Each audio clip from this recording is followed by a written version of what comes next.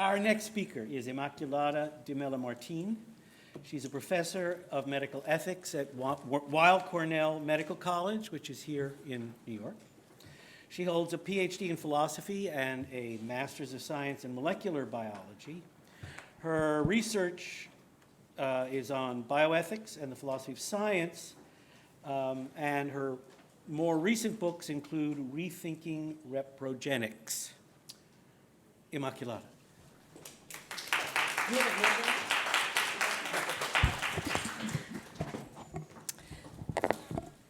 Okay, let me put my water here and this here. Hello, everybody. Thank you for being here, and thank you to David for inviting me to talk. So I don't know how many of you might know some of the things that I have written, but I suspect that many of you are going to disagree with me. So let me start by saying what I am not arguing so that it is clear what my point of view is. So I am not going to defend that, or have never defended, that non-anonymous gamete donations should be prohibited, or that anonymous ones should be mandatory. So that's not my goal. I have never defended either of those claims. I find actually both of those policies or practices problematic for a variety of reasons, and I will discuss some of them. I will not argue that it's better to keep information about people's conception hidden from them. Again, I have never argued that, and I'm certainly not going to do that. I will not be claiming that donor-conceived individuals, or at least some of them, have no desire to know. We clearly know that that's not the case, to know about their genetic origins. I am not going to deny that at least some of them do suffer in various ways when they are unable to have access to this information. And I will not deny that anonymity practices and anonymity policies can, although they need not to, present obstacles to finding this information. So none of these things I am going to deny, and I just want to put it there because my arguments are going to focus actually on the issue of anonymity, okay? So now that this is out of the way, I'm gonna say what I am going to be arguing for. My concern is actually with anonymity in gamete donation, and in particular with whether anonymity practices are morally problematic on particular grounds, okay? So I am focusing on the grounds for defending anonymity or non-anonymity policies, in this case, non-anonymity policies. So there might be many other reasons. I think there are other reasons why anonymity policies are problematic. I am going to be focusing on one particular aspect or the defense of non-anonymity policies that I don't find compelling, okay? So, and I'm gonna go to say why. So let me again say that my criticizing these grounds for non-anonymity does not mean that I think that anonymity policies are okay. In fact, I have written against anonymity policies, okay? So what reasons one might give for anonymity or against it is what concerns me, rather than the claim itself that anonymity or non-anonymity practices and policies are okay. So let me sketch my argument first, and then I'll go over. So often critics of anonymity practices in gamete donation usually argue first that anonymity harms donor-conceived individuals because it undermines several important interests that people have, okay? So that's one of the aspects, the harming argument. There are some other people who have argued that donor-conceived individuals are treated wrongly, even if they are not harmed, because their autonomy is disrespected, okay? So this is the autonomy argument. So in both cases, critics claim that protection of the interest or the autonomy calls for a legal prohibition of anonymous donation. Okay, so this is the argument. I'm going to be presenting the arguments that critics present, and then I'm going to be rejecting those arguments. Okay, so my claim is that, in brief, my claim is that evidence that anonymous donations undermines people's vital interest is lacking.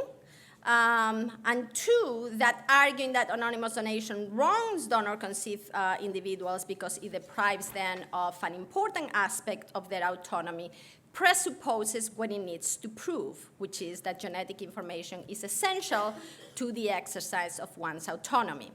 I will also argue that even if one were to accept that donor-conceived individuals' vital interests are harmed, or that their autonomy is disrespected, even if this was the case, it is not clear at all that policies prohibiting anonymity are any better at protecting those interests. So that if the reasons for defending anonymity policies is that they protect these interests, it's not clear that they do any better than non-anonymity policies, okay? So finally, I will argue that the privileging of genetic connectedness that is presupposed by these arguments against anonymity is harmful.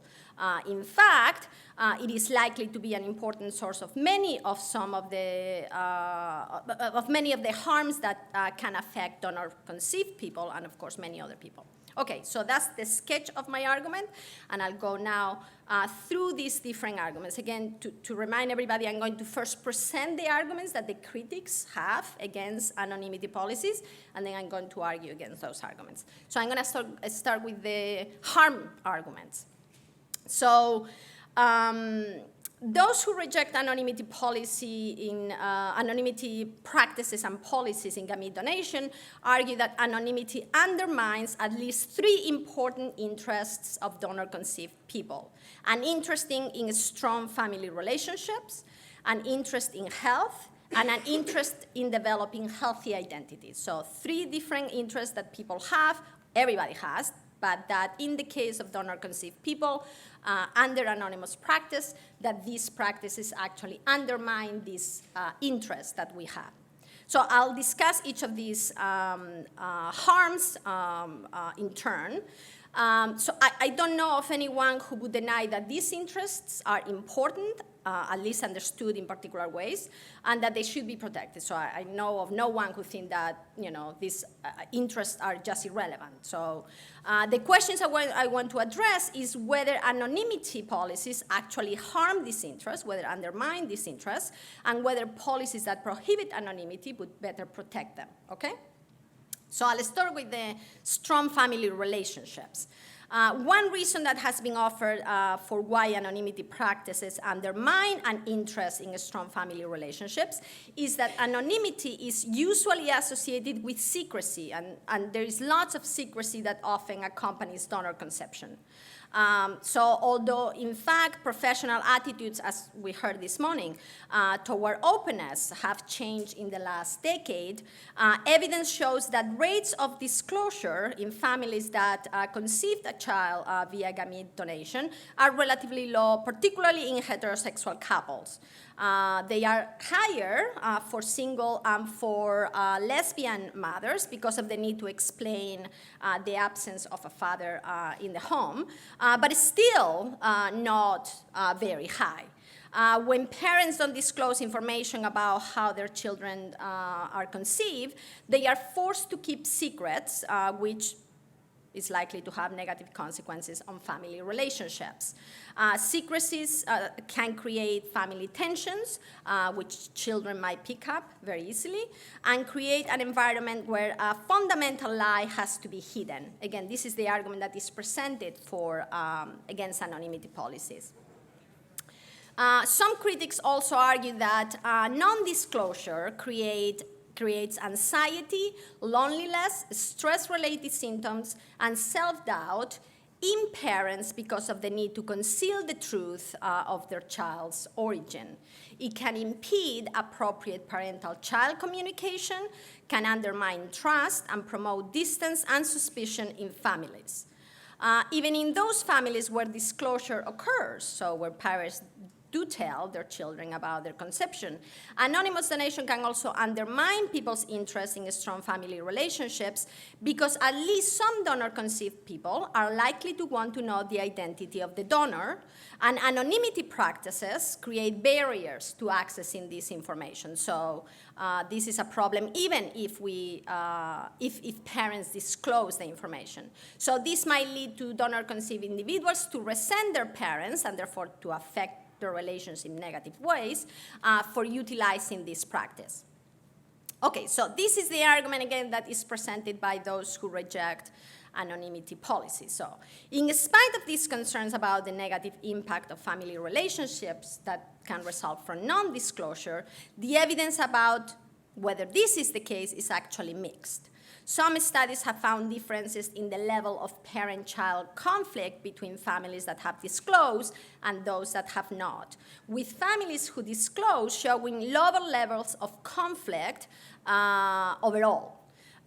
Importantly, though, this overall difference was the result of particularly positive ratings in the disclosing group rather than dysfunctional relationships in the non-disclosing group. So researchers who have been doing even longitudinal studies have found that secrecy does not affect, in general, the relationships between donor-conceived people and their parents. So there is no evidence to suggest that non-disclosure negatively affects people's interest in strong family relationships. But more importantly, and this is my point, anonymity and disclosure are two different issues. Whether gamete donations are anonymous or not, parents can choose to disclose or not disclose. In fact, studies show that there is no difference in intent to inform a child based on the use of anonymous or non-anonymous donation, and that the rates of disclosure seem to be similar in countries with and without anonymity. Okay, so it doesn't seem to make a difference, at least the evidence seems to show, and I concede that, of course, the evidence might be wrong and that this might be different, but I can only speak for the evidence that we have. So no country where anonymous donations are illegal mandates that parents disclose donor status to their children. So when we criticize anonymity policies and we argue that non-anonymity should be the legal requirement, we have to require more than that in order to prevent this issue of non-disclosure, okay? So it seems that if the concern with anonymity is that it promotes secrecy, there is no evidence that such is the case. Non-disclosure does not seem to negatively affect donor-conceived interest in strong family relationships, evidence shows. And more importantly, policies that prohibit anonymity are not better at protecting such interests than policies that mandate it, because neither of them requires disclosure. Okay? So this is for the strong family relationships interest. So this next, a second interest that is usually used as a reason to criticize anonymity policies is that it undermines another value that is undermined by anonymous donation is an interest in one's health.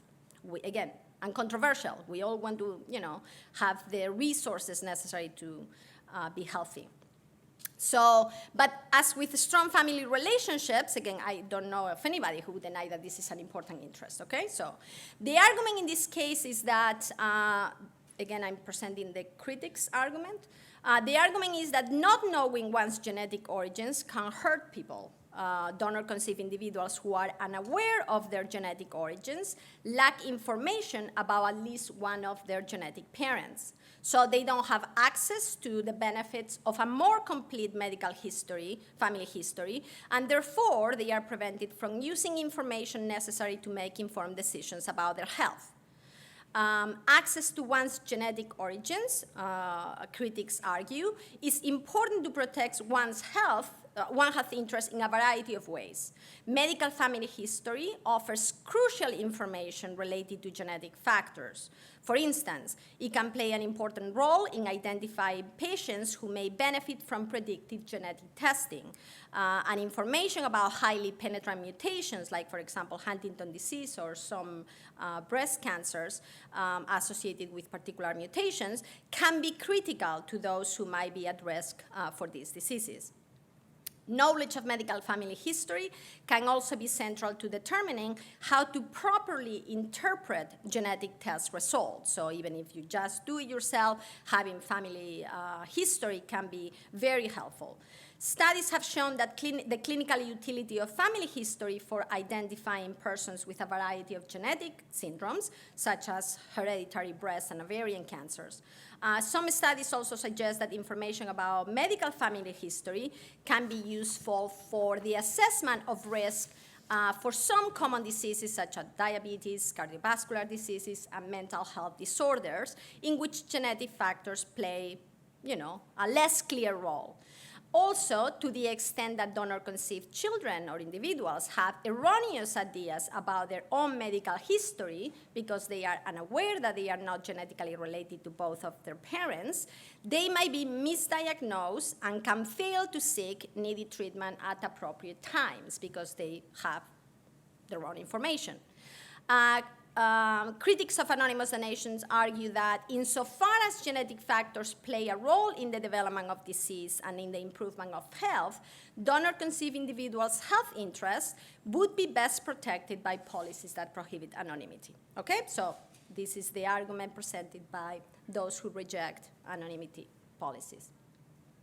As with the case of an interest in strong family relationships, seems uncontroversial again that health constitutes a vital interest for human beings. I believe that there are, however, reasons to question claims that lack of access to a donor's medical history undermines the health interest of donor-conceived children when they are unaware of their mode of conception. First, genetic screening for heritable diseases is routinely performed, at least has been for a while now, in potential gamete donors, and those carrying known mutations associated with disease are usually ineligible for participation. Although, of course, it is possible, donor-conceived children are unlikely to be negatively affected by inheritance of highly penetrant mutations transmitted by the gamete donors because of this screening, and therefore unlikely to be affected by the lack of specific information about these particular kinds of genetic mutations. Second, it is not clear that knowledge about heritable factors plays as important a role as might be assumed in promoting people's health, everybody's health. Evidence shows that access to family history fails to improve risk prediction, change people's risk perceptions, or lead to better health outcomes. So when we have this information, it doesn't seem to affect people's health or the way in which they go about their lives. People's risk perceptions appear to be relatively resistant to change, even when they have detailed information about elevated risk based on family history. In some cases, knowledge of genetic risk, even when such knowledge is the result of genetic testing and not just acquired by family history, seems to have little effect on people's health-related behaviors. But even if knowledge of genetic risk were important for health outcomes, progress in personalized or precision medicine now gives individuals the ability to have their own genome sequenced and analyzed, thus providing information about relevant genetic risk without any need for family history. At this point, all of us can just send our blood or our saliva, and they can give us, the whole works. Third, many parents either lack or fail to disclose, many parents in all contexts, not just in the context of donor-conceived individuals, either lack or fail to disclose relevant health information to their genetically related children. In fact, although people in general believe that their own family history is important, so if people ask us, we think that it is very important, few people actually actively collect health information from their relatives to develop a family history. People often lack relevant details about their relatives' health history or fail to recall pertinent information when they go to the doctor, for example. Moreover, because some diseases have stigmatizing consequences, parents might choose not to disclose such information to their genetic children.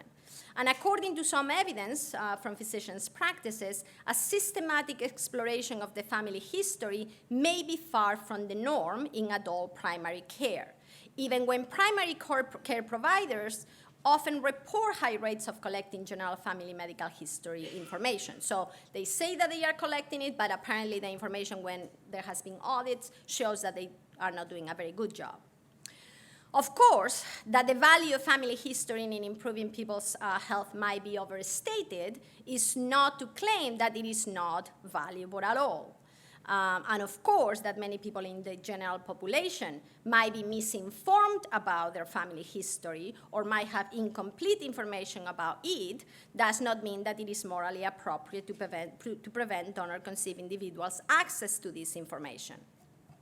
But both of these facts seem to indicate that access to a complete family history is not obviously necessary to protect one's health interests, or at least that most people are affected by this problem, if it is a problem, similarly. So this is not something that just affects donor-conceived people. This might be the result of inadequate collection practices or insufficient scientific knowledge. If at some point the evidence indicates that having accurate and complete information about one's family history significantly improves health outcomes, then this would count as an important reason to disclose such information, okay? Nonetheless, even if access to family history is not necessary, it might still be the case that such information might be crucial in some cases. And insofar as donor-conceived individuals are prevented from access to it, this might negatively affect their legitimate health interests. But, and this is a more important point, as critics of anonymity also recognize, anonymity practices need not prevent donor-conceived individuals to have access to genetic medical history. It also, whether gamete donation is done anonymously or not, legislation requires, at least in many countries, that gamete donors undergo genetic screening for a significant number of heritable diseases. It also requires that gathering of extensive information about donors' medical family history. It requires also that information, as again, at least is the practice in the United States, given that we don't have regulations about those things, depends on the particular clinics, but many clinics do have this information. So clinics routinely collect this information and use it in making decisions about eligibility.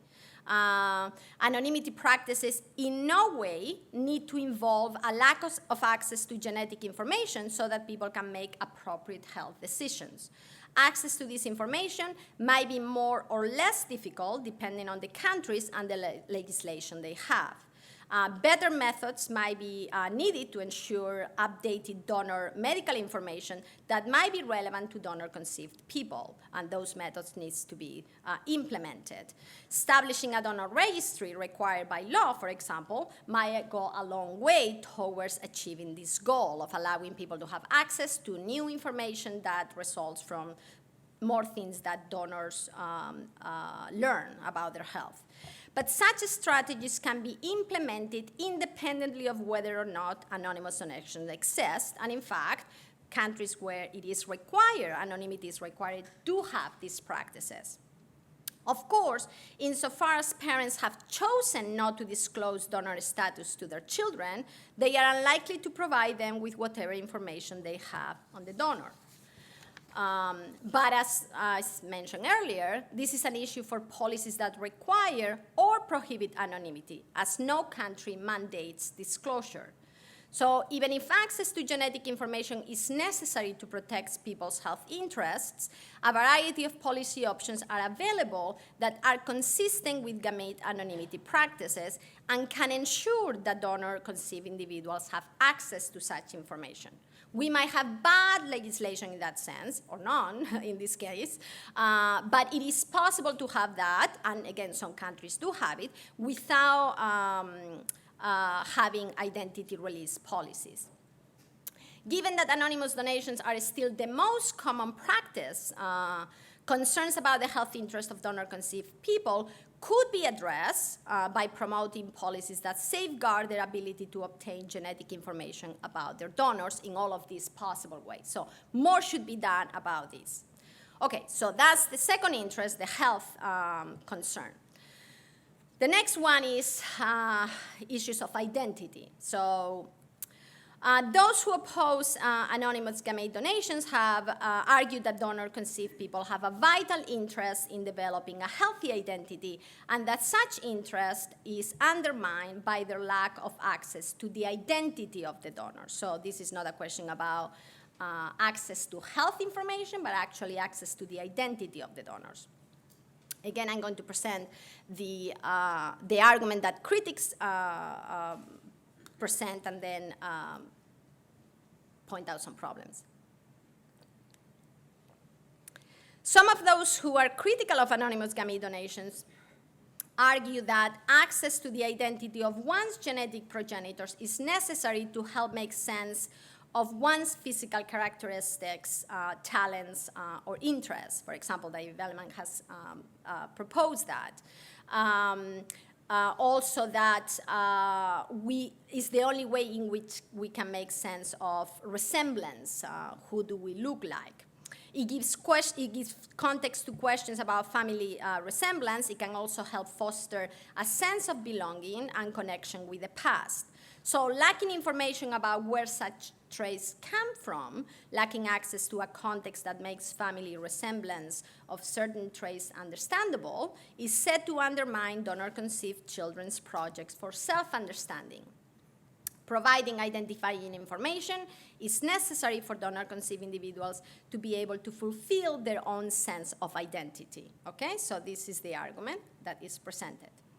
Now, determining whether this interest might or might not be negatively affected by anonymity practices is actually difficult, primarily because not much information is offered in the debate against anonymity about what a healthy identity entails or what contribution information about one's genetic origins makes in forging one's identity.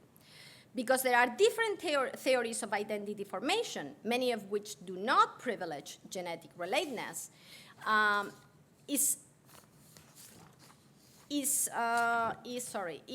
what it means to have a healthy identity is not clear.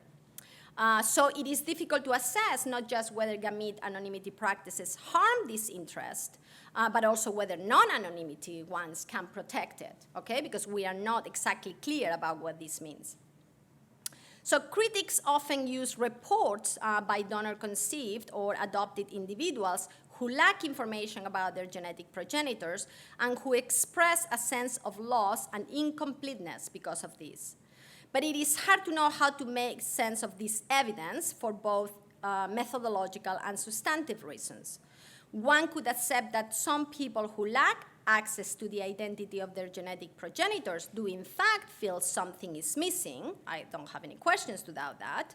But it is difficult to determine whether the identity problems are the results of people lacking access to the identity of their genetic progenitors or the result of living in a social context where having access to such information is thought to be necessary for forging healthy identities. In fact, it seems quite plausible that at least in our societies, for example, where there is so much emphasis on having access to information about one's genetic progenitors and where high regard is still granted to the biogenetic family, individuals who lack access to this information might very well feel they are lacking something essential to their identity. But this can be the result of a particular social context in which we live. It is difficult to determine by just asking people what the cause of that sense of loss is. Some other evidence suggests that one of the main motivations for donor-conceived individuals' desire to meet their donors is curiosity about what the donor looks like, so that they can make sense of some of their own physical characteristics or personality traits, rather than because they want a relationship with them. And again, we have some evidence of this. Anonymity practices do indeed prevent donor-conceived people from having information that could lead them to meeting their donors, at least by normal practices. As was mentioned earlier, it might be that at this point, anybody can find out anyone else, but at least it's not easy to do so. So clearly, human beings are curious about many things that we would be reluctant to argue people have a right to know, and certainly reluctant to legislate. For instance, People might be curious about whether their parents were in love when they were conceived, how many sexual partners their parents had, whether their parents consider an abortion, or whether they were conceived accidentally or intentionally. Many people have curiosity about these things, and it might be very important for their sense of who they are. For some people, being able to access such information might be very significant, but we do not have legislation requiring it. As an aside, I am not comparing the relevance of information about one's genetic origins with these other types of information. Although, again, one can imagine that this information might be relevant to some people, very relevant. The point that I am making is not a comparison with the information, is that curiosity by itself, although perfectly understandable, is not sufficient to require legislation mandating that such curiosity be satisfied. Okay, so that's all I'm making. Curiosity alone is not sufficient. We have to have some other arguments for that. So although it might be the case that donor-conceived individuals are curious about their donors, and certainly some of them are, and it is the case that anonymity practices can prevent access to this type of information, but it is not clear that satisfying one's curiosity constitutes one of those interests that we want to legislate about. Moreover, and as I indicated earlier, given our society's emphasis on genetic relatedness, and focus on familial resemblance, it is perhaps not surprising that people feel such curiosity. Doesn't seem very surprising at all. So it might be, however, that the interest in a healthy identity should be understood not simply as involving the satisfaction of curiosity, but rather highlighting the importance of personal contact with gamete donors. So it's not just a question of, I'm curious about what the donor looks like, is that I want to have a relationship with the donor because that, or some type of relationship, so that helps me make sense of my own character traits or resemblance or whatever it might be. Such contact, again, would permit the development of relationships that would ultimately help donor-conceived individuals make sense of their own self. It is true that at least some donor-conceived individuals seem to want to have a close relationship with the donor, but evidence shows that this is not the case, is not the norm for most donor-conceived people. In fact, the evidence that exists, although again still limited, indicates that an extensive relationship with their donor is not what most donor-conceived individuals want, even those who actively search for their gamete donor. Of course, whether people want this relationship or not, the issue would be that those who do want it might not have the possibility when anonymous donations are used, okay? So whether someone wants it or not, anonymous donations prevent the possibility of entering into those relationships. But insofar as the interest of forging a healthy identity is understood in this way, it seems clear that no policy can protect this interest. No reasonable policy can mandate that donors have a close relationship with those conceived using their donated gametes. Obviously, you can prohibit any gamete donation, but that obviously eliminates the whole problem about that possibility. Because policies that prohibit anonymity usually give conceived individual access to identifying information, they do not hinder the possibility of such relationship, while anonymity practices do, okay? So that's certainly the case. But this understanding of identity is actually contested because it privileges genetic relatedness over other types of relationships, and thus it is not obvious that it constitutes a vital interest to be protected and legislated. Clearly, many people develop healthy identities even when they lack access to contact with their genetic progenitors.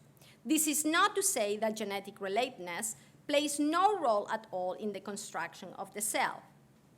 I think we can acknowledge that genetic connections, in one way or another, inform most current people's self-understanding and sense of identity.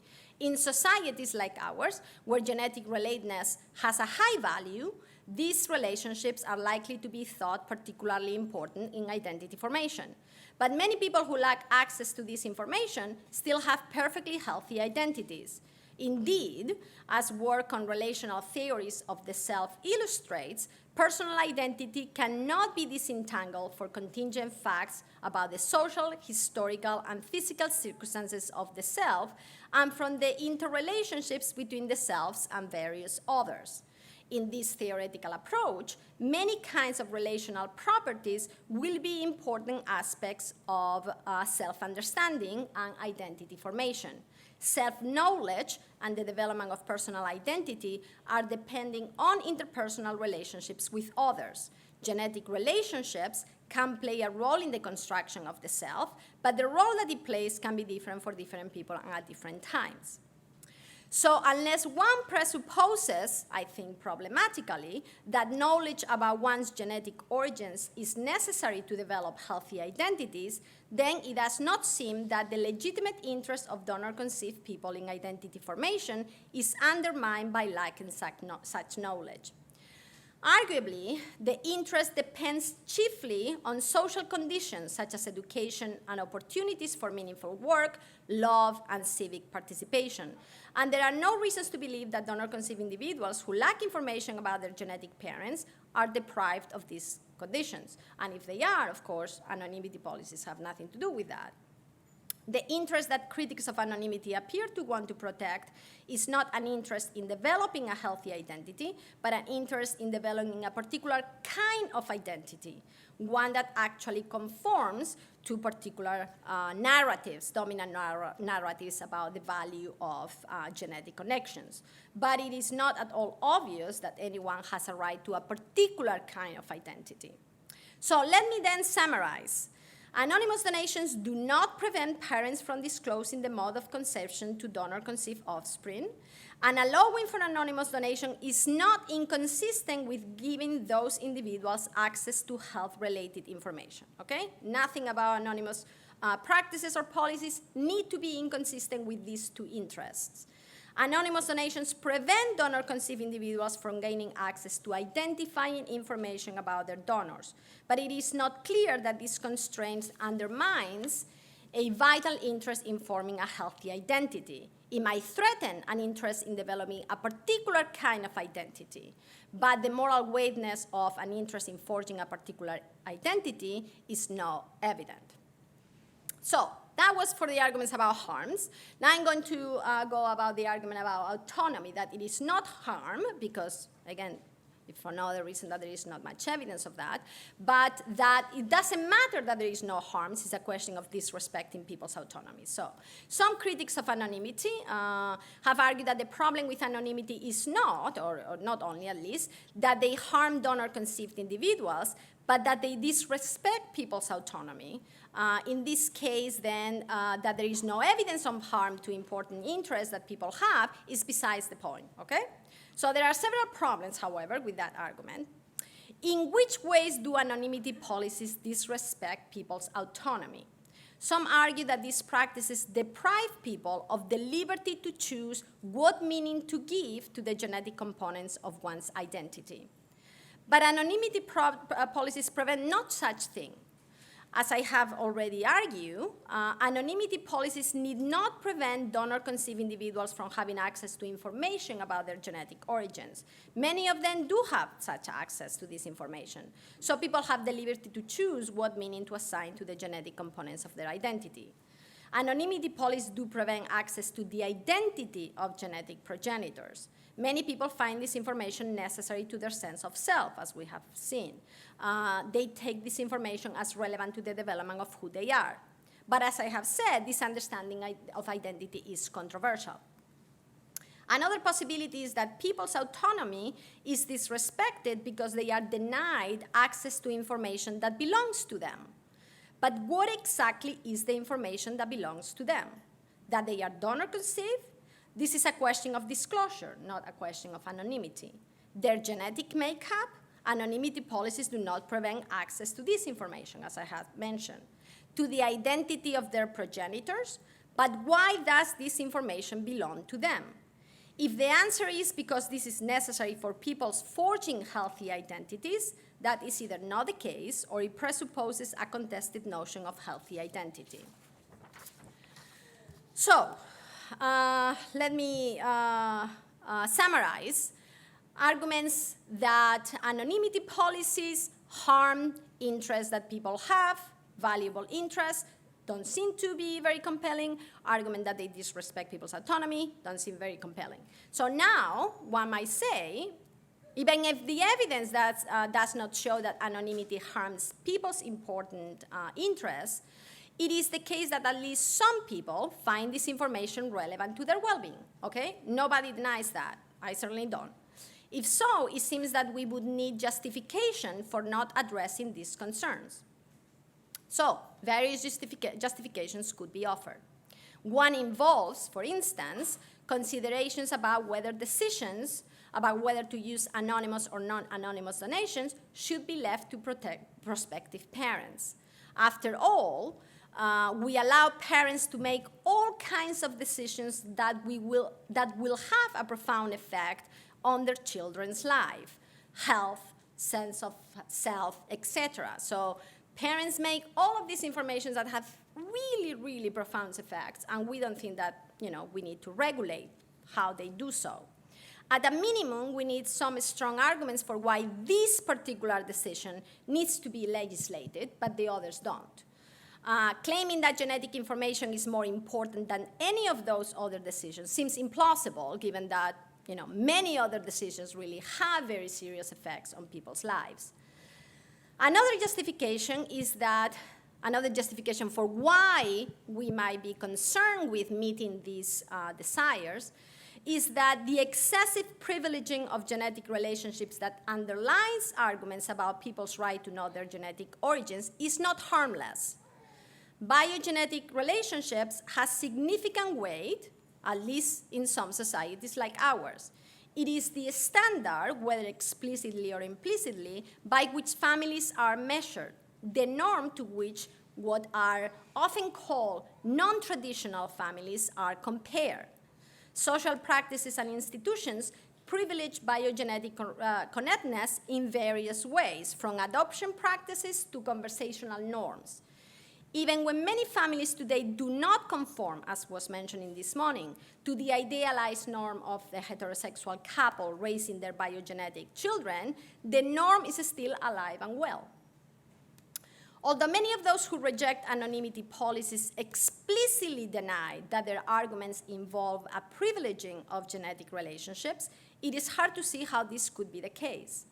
After all, the defense of non-anonymity policies is grounded on the presumed harm that not having access to one's genetic progenitors can have for people. Of course, arguing that these arguments privilege genetic connections does not mean at all that donor-conceived people who want access to this knowledge are necessarily interested in the particular genetic makeup of their progenitors. It means that the benefits that are presumably derived from knowledge of one's genetic origins entail an understanding of such benefits as being derived from genetic connections. For instance, as I mentioned earlier, some have argued that knowing one's genetic progenitors gives context to questions about family resemblance. But family resemblance is understood mainly as physical resemblance, which is presumably the result of genetic connections. Similarly, some have argued that access to our genetic progenitors can provide us with context about our talents and interests. But again, it is difficult to see how this could be interpreted in any other way, that as implying our talents and interests are at least in part influenced by genetics, in a significant part. Clearly, if I believe that family members resemble each other in all kinds of ways, from gestures to preferences to what they like to eat, all kinds of ways, that have nothing to do with genetic connections, it is unlikely that I will privilege a particular type of resemblance. People can look like each other in all kinds of ways. Similarly, if I take talents and interests to be the result of many factors, many of which have nothing to do with genetics, where I grew up, who my friends are, what my family values, all of those things clearly, would affect my talents and my interests. It is again unlikely that I will take knowledge of my genetic progenitors to be necessary to make sense of my talents and interests. So it seems to me that to reject anonymity policies because the harms that not having access to genetic knowledge can have on people, or because of the necessity of such information for people's autonomy, can only be understood as a privileging of genetic connections. And this privileging is harmful for many reasons. It implicitly devalues those families that don't share such connections. Indeed, resemblance talk is part and parcel of people's conversations. You know, people are all the time, who do you look like? Your child looks just like you. You just look like your sister. He's a copy of his father. These are common ways to talk about family resemblances. Family members who don't look alike are expected to give explanations. Parents are asked to account for why their children don't resemble them. Children are scrutinized when they don't look like their parents or siblings. This is such a pressing concern that the majority of people using gamete donors request donors who resemble them in physical ways so that they don't have to deal with this problem. Emphasis on genetic connectedness that can stigmatize individuals who do not resemble family members in this sense. Moreover, the emphasis on the importance of genetic information can work to actually pathologize individuals who lack access to information about their genetic parentage.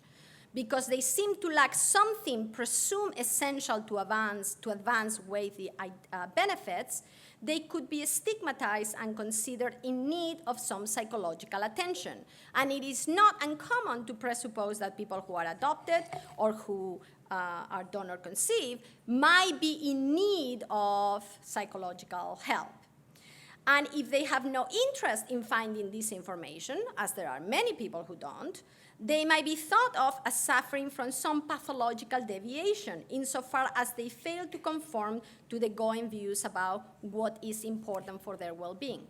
In fact, the question that is often presented as evidence for the importance of access to information about the donors, the question that says, who would not want to know their biological origins, actually betrays this pathologizing effect. But the arguments usually given to defend non-anonymity also encourage problematic beliefs about the superiority of biological families. And again, I'm not arguing that people are intending to do this. I'm saying that this is what either is grounding these ideas or what might follow from them. Presumably, there are families where children's interest in nurturing relationships, biogenetic families, are the families where children's interest in nurturing relationships, health, and identity formation are best protected because they have access to that information. Children in these families know who their genetic parents are, have access to more information that allows them to acquire self-understanding, and can easily gain at least some knowledge about the risk for diseases with genetic basis. If emphasizing the importance of genetic information has the effect of idealizing the biological family, this can actually undermine the interests of many people, among them donor-conceived individuals. Even when information about the donors is available, families that depend on gamete donation are unlikely ever to measure up to biological families, or so-called biological families. So an uncritical, even if implicit, support of the biological family as the ideal makes any family that does not conform to this ideal into a pathological deviation that requires adjustment.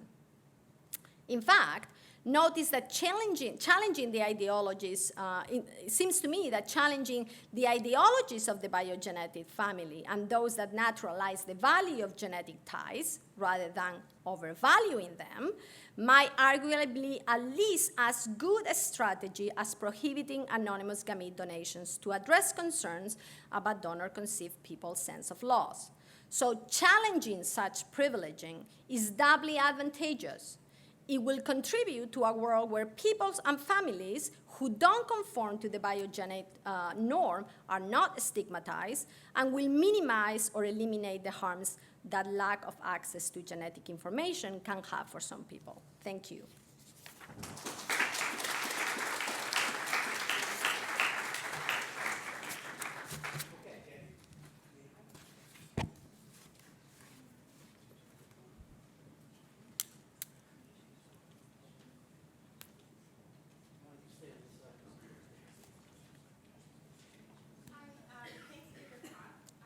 just wondering, can you say something about the importance of, this privileging of genetic families is common in society. Maybe it's important that people are able to conform to something that, even if it has harmful effects, is just the way a lot of people do form their identities, and that if you are prevented from having that, that could be a harm for you?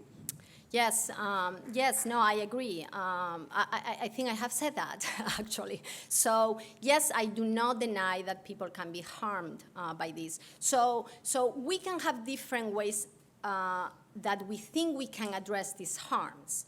One possibility, and again, let me say again, I do not defend anonymity, okay? And I certainly don't defend non-disclosure. I have criticized both of those things, I have published things about both of those things. So, but one can go about trying to prevent, minimize those harms in different ways. One is by these policies, but these policies don't seem to do everything that people who are defending them think they are doing. And so that's a problem.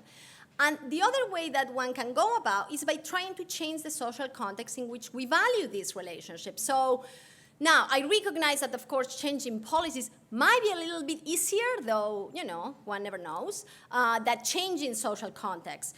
But I don't know that that's sufficient to say we should give up if we think that the context is harmful. But I agree that yes, this obviously creates a problem because we live in that context, and that some people are harmed by that.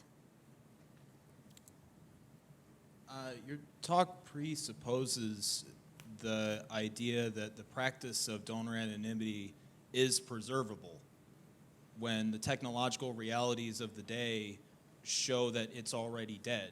And No, we're arguing over a corpse. Sorry, no, I actually said that actually that's unlikely to happen, as someone actually mentioned this morning. And yes, we have all of this genetic testing that can now be done that can actually allow one to find out any kinds of connections that they have. Yes, so it is true that it's just that it's a little harder for people to do that in places where anonymity exists. You have to go through the testing and they're trying to find the relationships, while in non-anonymity legislation, you have access to that information in much easier ways. Well, my question is, if it's already dead and if, as a donor, it's an unfulfillable promise, the philosopher Nietzsche famously said, God is dead, when faced with technological realities of his day that were changing.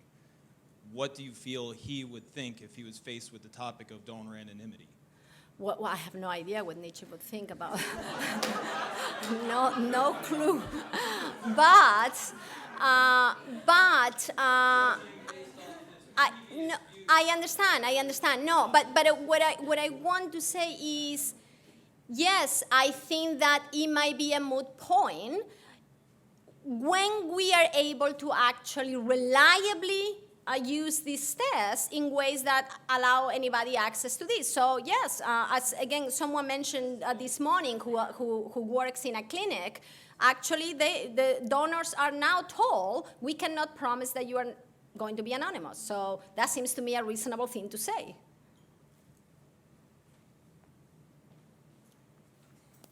So I wonder whether, just following up on this, that's the actually way to go about this, because you're disaggregating sort of what's happening in the space in which people who are engaging in these practices engage in the practices versus the government. Right. And so there's a strong argument that the government actually doesn't have an interest in essentially establishing the traditional family in the ways that you're suggesting. So is that the sort of path out of this, which is to suggest that because this is bound up in ideas about the biogenetic family, it actually detrimentally affects same-sex families, other families who have been cut out of the state's authority to sanction what is the proper family, that the government actually has a sufficiently strong interest in not legislating in ways that reaffirm biogenetic parentage, and precisely because of the social context. So you could imagine a future era in which same-sex couples families and other families that are deemed non-traditional are actually treated as fully belonging in the system of family regulation in a way that the connotation of the access to the information is not one about reconstituting a new type of Right, family, but right. because of that social context, it has that meaning now that's a problem. And I just wanted to note, so the Uniform Parentage Act with the Uniform Law Commission put out a couple years ago has an article that would do as you're suggesting, where donors have a right to, or donor-conceived individuals have a right to medically identifying information. Right.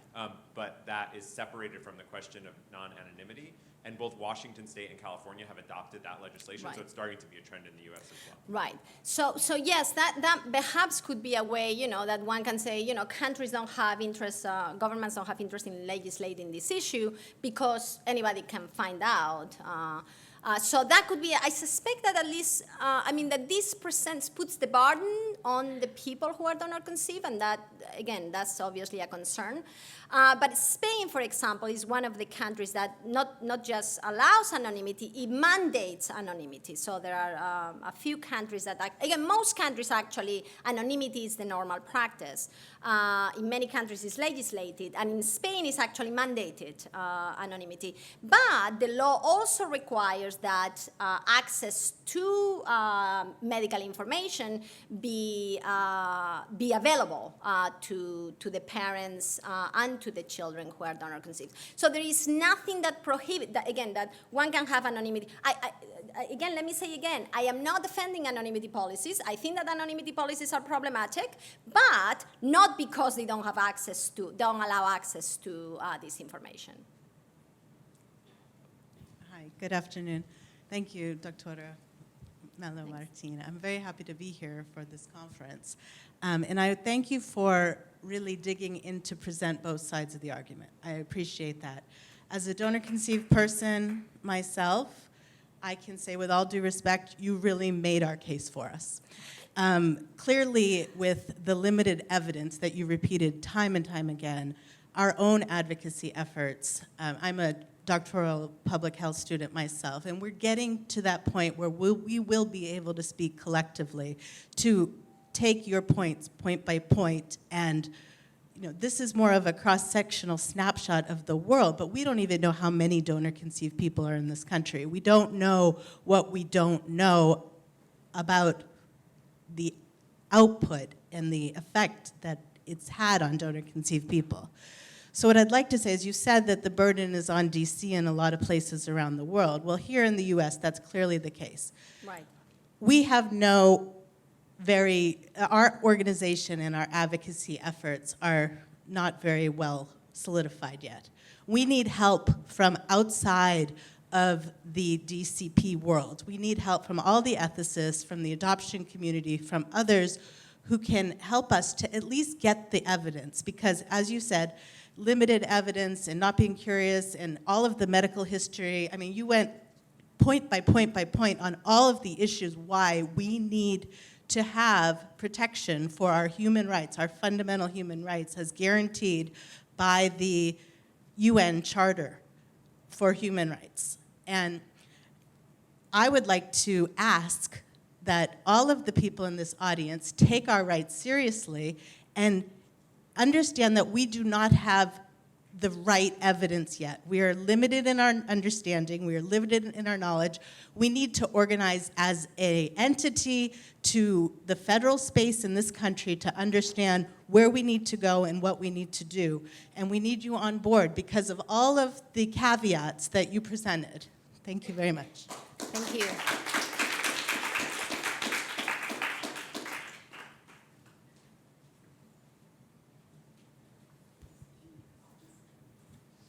Hi, thank you very much for your talk. I really appreciated the difference that you're trying to make between anonymity and disclosure.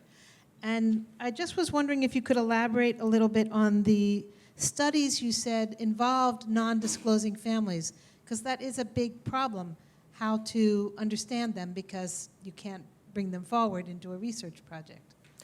Right. So did you have some specific studies in mind? There are many studies, actually. We were just talking about this at lunch. So there is a group in England, Golomba group, that they have done lots of work on donor-conceived individuals. both sperm and more recently egg donation. The majority of the studies are actually on sperm donation. But many of them have actually assessed the well-being of children. Some cases, people who have disclosed and people who haven't. And in these studies, again, the evidence seems to show that there are no significant differences in well-being in the families. Now, this, again, as I mentioned, and as was just said, we don't have all the evidence that we might want about any of these issues. So there are obviously methodological issues about how to do these studies, given that people who don't disclose are unlikely to be participating in studies. But they have, again, in this research, they have recruited people who have not disclosed at the moment of participation to assess the psychological well-being and the relationships between parents and children. And they don't seem to, again, the results is that there are not significant differences. Okay. I mean, my understanding of, this is Susan Gollenbach, what Yes. you're talking about? My understanding is that she gradually got more of a realization that many people who said they were disclosing were not really disclosing everything. Oh, that's true. And she did find some benefit in the families that were disclosing. Right.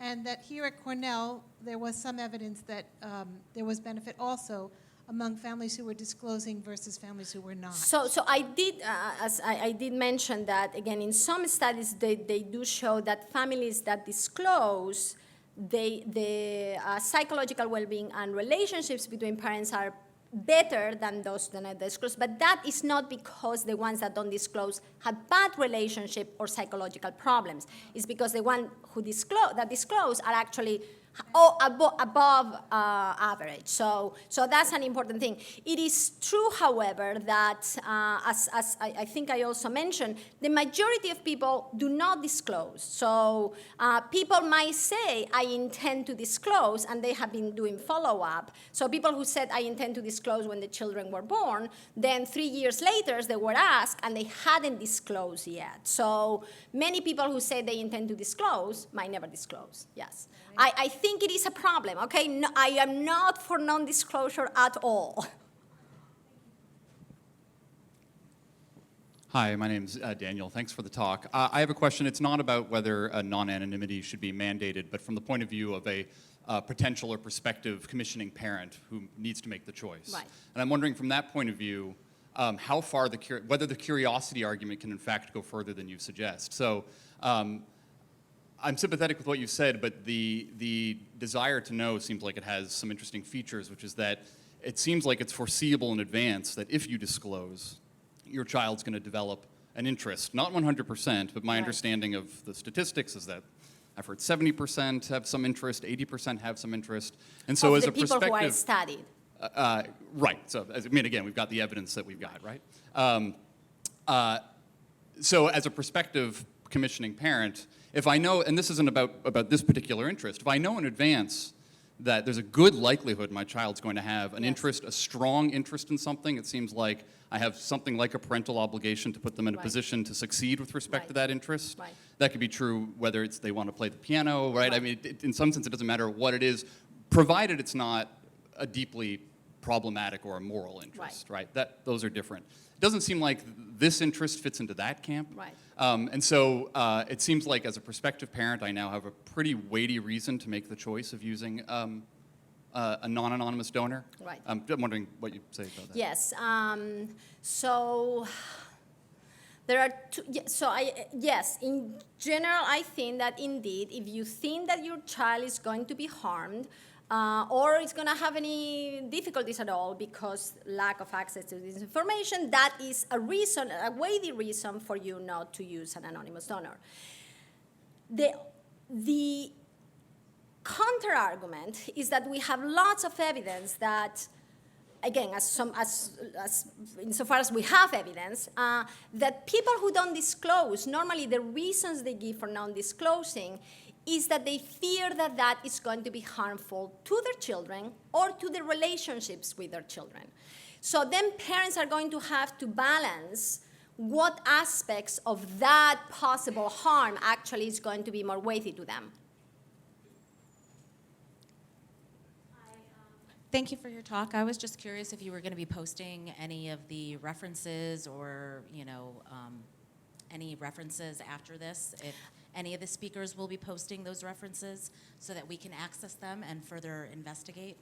I have actually published these things, so I am happy to send, the reference to the article so that you can find all of the references that I have used. We will be eventually posting the recording of the conference on a website. That will take some time because the recording first has to be captioned for the hearing impaired. But once that happens, we will be posting it. And if some of the speakers would like to give us copies of publications to post, we'll post them as well. Yeah, because I'm just curious where they're getting their information from.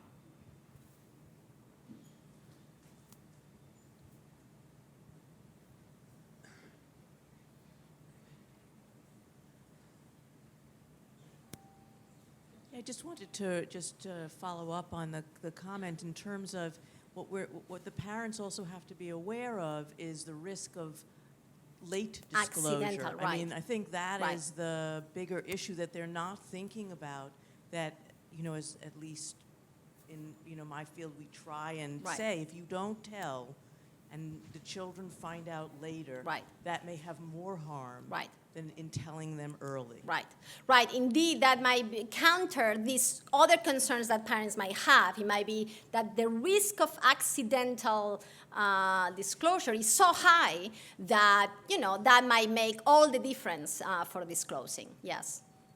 Particularly today, given the genetic testing that we have available, yes. Hi there. I'd like to ask you to please elucidate on your point about medical harm. My personal lived experience speaks to it quite profoundly. 2.5 weeks ago, I finally obtained access to my medical information, and I have a very strong medical history of cancer, which I was unaware of. I'm 42 years old and the mother of 2 daughters, and my grandmother, great aunt, and 2 sisters have all had ovarian cancer. So I would like for you to please elucidate on that point. I'm not sure what, so I have said that genetic information, that obviously genetic information is important for risk consideration, so I'm not sure what I should elaborate. You were saying at one point something that I was somewhat confused about concerning the fact that people who have access to their medical information that may not change their behavior around testing, which in my case is absolutely untrue. Well, no, I'm sure that it is the case for many people. These are studies that, on average, people apparently, unsurprisingly, I am surprised by that, are not likely to change their behaviors when they learn about particular kinds of risks. I'm not, researchers scientists, medical doctors who have done this research seem to indicate that we have very strong opinions about how we live our lives, and we are not easily moved by information about potential risks. That doesn't mean that everybody is like that. Obviously, many people might change their behaviors because they learn about their health risks. It seems that it should be a right as opposed to a privilege. Okay.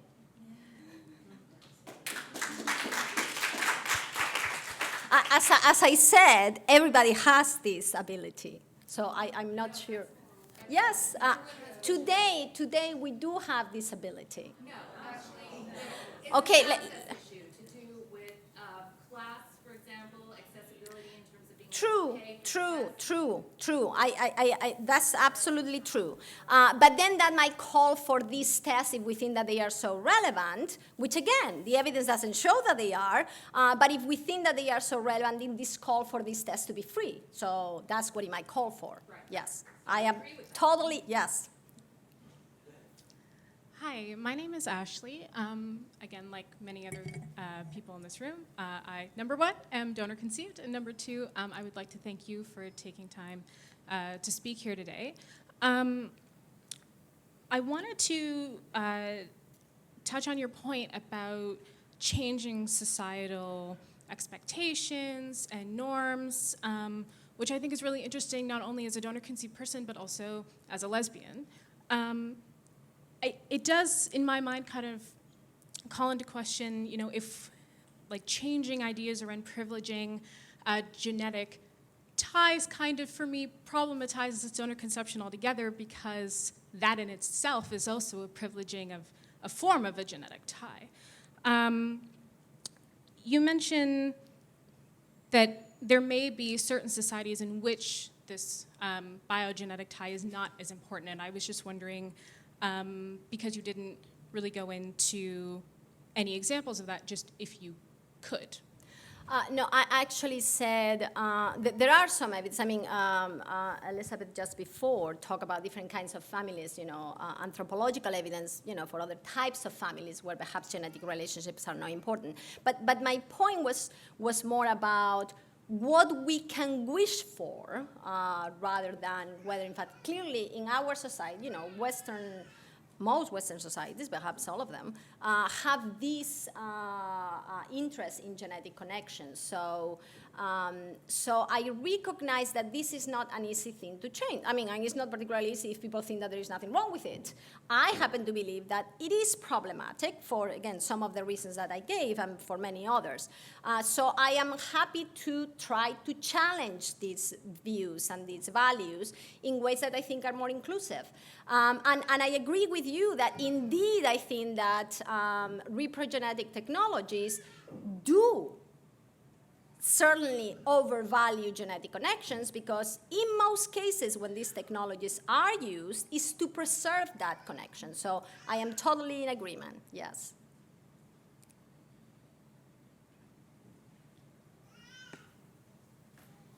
Hi, how are you? Hi, thanks.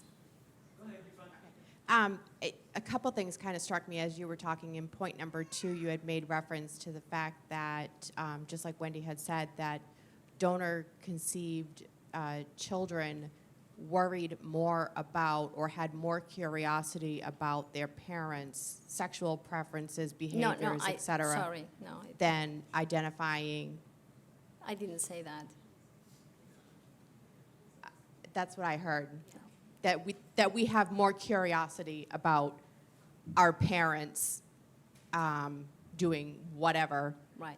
regarding our actual own DNA and intrinsic, meaningful data. Right. So I learned at 16, completely by accident, that I was donor conceived. And did it strike me? Yes, but it didn't stop me. And I think that's a common misconception in the thread that you lay out here. I chose to want to find my donor, but at 42 years old, I think I deserved to know that my biological father's side is highly predisposed to early onset dementia. Early onset dementia that starts at 55 years old. So if you can imagine being a donor-conceived individual, or for the critics that you're representing here today, that not having half of your biology in front of you when you go to a doctor's appointment and they want to know what your family history is, and half of that is always blank. But now at the age of 42, almost 43, I'm going to be going to a neurologist to get a baseline brain scan for plaques, just to make sure that as a donor-conceived person, that I can do everything that I can do for my own personal health. I agree. I did say that people should have access to information that might be helpful to their health. So I'm not sure.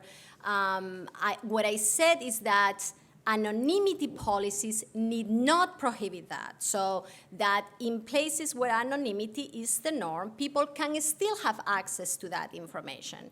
I also said that perhaps we think that that information can do more than in fact it seems to do, but that's a different issue. My main claim is that there is nothing that prohibits people from having access to that information simply because of anonymity. I also I want to clarify also the issue of, I did not say that donor-conceived people have more interest in their parents' sexual relationships or anything like that. I simply was making a comparison that being curious about certain kinds of things that might be very, very important to people, to whomever, I didn't mention anybody, is not sufficient to think that we have to satisfy that curiosity. But I didn't make any claims about donor-conceived people having other types of curiosity about their parents. Is this on? There. Could you say more about how anonymity policies do not preclude or prohibit access to health information? And the reason I'm asking is because I may not just have understood what you meant by that, because in my case, I'm donor conceived and learned that the donor is actually celiac, and I just learned this like a few months ago. And I've been gluten-free for a few years, but for the first 35, 38 years of my life, I wasn't. So that wouldn't be something that would be screened out. Right. Could my parents have, tested me for it earlier? Yeah, but it wasn't on the radar. Right. Maybe it should have been. So that's a type of health information that would have been great and very important to have, much sooner. And if there was a mechanism to get that, if donors had a way to communicate that via some clinic or something to the parents, I think there is some health information that really isn't easily accessible. No, I agree. So I didn't say that it is that anonymity policies make it easy, but non-anonymity policies don't necessarily make it easy either. So my claim is that there is nothing about the fact that the donation is anonymous that would prevent a country from legislating resources that actually would allow you to have access to that information, or parents to have access to that information very soon. And one of the ways to do that perhaps is with a registry of donors, which we don't have, but other countries do have, where donors can not only provide information at the time of donation, but as they learn, because people obviously might not know much about their family history, as seems to be the case. Most of us don't know much about our own health history, whether or not we are genetically related to our parents. So it seems that, I might go and be a donor thinking, I don't have any risks and nothing appears. And then it turns out that I learned that, some of my grandparents had some kind of cancer or some dementia, so I can actually could go to the registry and actually provide this information. So there are better ways that we could have to allow people to have access to that information. Great. We're thinking along the same lines. Thanks. Hi. Thank you so much. I've really appreciated hearing both sides. Thank you. So it's been informative. My question is maybe not something that can be answered, but I'd like to hear your take on who should have rights to information and who's deciding who has information and rights and why. Who does information belong to? And then how much of who you are and where you came from belong to you, even if it's intellectual property, and where is that line? Yeah, I'm not going to be able to answer all of those questions, but certainly those are very important questions. I mean, this is one of the things that I was talking about with the issue of autonomy. If we say that this information is necessary for, either our identity or our ability to make autonomous decisions, what exactly is the information that we are requiring, that is necessary? If it is health information, then again, we can do that without breaking anonymity, insofar, again, as anonymity is at all possible. If it is the identity of the donors, then again, not even countries that require non-anonymity can ensure that people are going to have those kinds of relationships. I did mention parents make all kinds of informations that have profound effects on their children. And I haven't heard anything that makes me think that this kind of information is much more important than many other things that we allow parents to make decisions about. But I'm open to the possibility that someone might give a very good reason for why this information is something that we should not be left to parents. I haven't heard it yet. Hi. One question, two questions are related. One is, I hadn't come across, but it's an interesting suggestion, the notion of healthy personal identity, which you made important. But the more specific question is whether you regard curiosity about one's racial ancestry as having special importance, at least in our society, with regard to the development of personal identity. Yeah, that's an interesting and tough question. So it's tricky. So I think that certainly given context in which we live, which is not particularly inclusive, to put it nicely, racial identity can be very important, okay? It's, and for very good reasons in some cases.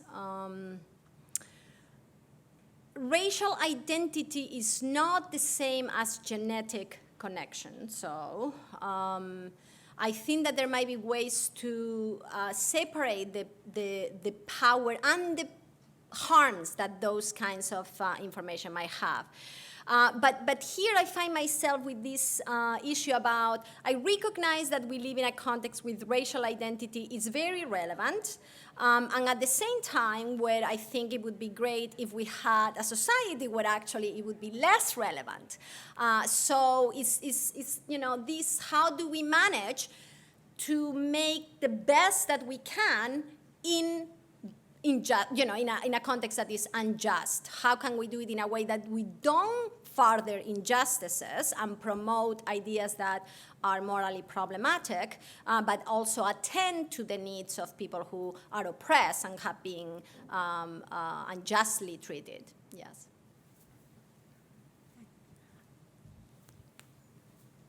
Okay.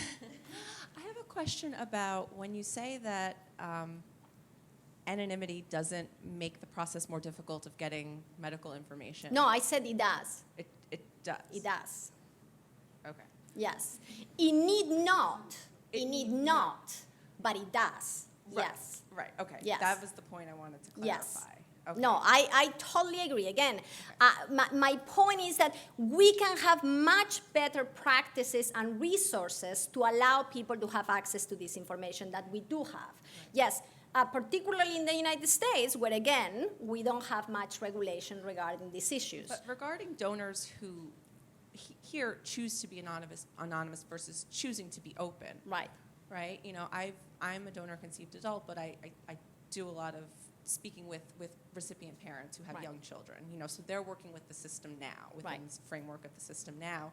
And I've had parents that I've spoken to who have very young children who run back to the bank in a panic because their child has developed some kind of condition and they need to know what, the health history of the donor. And for donors who are anonymous, there is not as much openness toward giving back updated health information for the bank. So when you have donors who are more open, they're willing to update their medical records and stuff too. So how does that not mean that anonymity causes problems? No. Again, let me say this again. Anonymity, as we practice it, causes problems, but it is not because of the anonymity. It's because of the regulations or lack of them that actually prevent people from either giving this information or because this information is not required at all. So we could have a system where we have donors actually providing this information and actually updating this information, but still have anonymity. Right. That's possible. It would affect the mindset, though, I would think, of the donor if they know that they're anonymous. Perhaps. Regardless. Right. Of even if it's required, their willingness to. Correct. So it still is tied into anonymity. Hi, I'm a donor-conceived adult, and I want to address the ideas about identity and disclosure, and just from my personal experience. So my parents did not disclose until I was much older, and I think that issues with I think the issue with non-disclosure is that, from my experience, your body is telling you you're one person, and your parents are telling you you're another person, and there's a lot of identity confusion because of that. And I think, so from my perspective, I think it is very important to disclose and have as much information about your identity as you can. And then I also just want to make one quick point too. I am interested in getting your references, because I think when research is done on families who do not disclose, obviously they're interviewing the parents, and the parents are biased. That does not give any information about how the offspring feel. Especially, they often interview parents when the kids are 3 years old. So it really does not give the offspring perspective. Okay, so you had 2 points. To the first one, I'm going to say this again. I am not against disclosure. On the contrary, I think that, in normal circumstances, parents should tell their children important things, and this is clearly important. So all for disclosure, okay? I am, however, I'm going to point out that although it is the case that some people who are donor conceived and who find out that they only late in life that they were donor conceived might have had some issues. These things, some people have this experience about, I knew that something was not quite so. So there are reports that is the case. But there are also lots of people who are donor conceived or have been adopted, and they never had any problems. And these people are normally not part of studies. So when we study people both in adoption and in donor conception, usually are people who have something to say, which is they have difficulties for some reason or another, or they want some information or another. We don't hear about the people who don't care because they don't care. So that's important also when we think about the selection bias in our studies. We are more likely to be biased for people who have problems than the other way around, okay? So that's, about the, what was the second issue? Oh, the studies, yes, correct. The studies actually, obviously, when the kids are young, they only ask about whether the parents are intending to disclose. But the point of these studies is to assess the psychological well-being of children. So it's not that they are going to ask anything about the children. They are just going to assess with standard psychological tests whether the children are psychologically adjusted, as other children's might be. So that they don't have this information is not relevant for this particular kind of question. It can be obviously relevant for other questions. Whether they feel that something is missing, for example, we cannot know without asking them.